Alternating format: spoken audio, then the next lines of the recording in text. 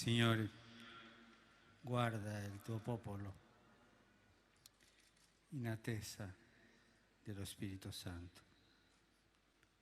Guarda i giovani, guarda le famiglie,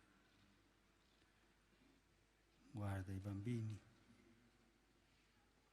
guarda gli ammalati,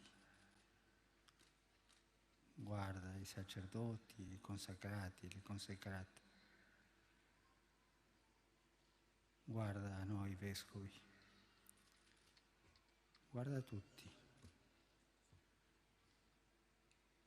e concedi a noi quella santa ubriachezza, quella dello Spirito, quella che ci fa parlare tutte le lingue della carità, sempre vicini ai fratelli e sorelle che hanno bisogno di noi. Insegnaci a non lottare fra di noi per avere un pezzo più di potere.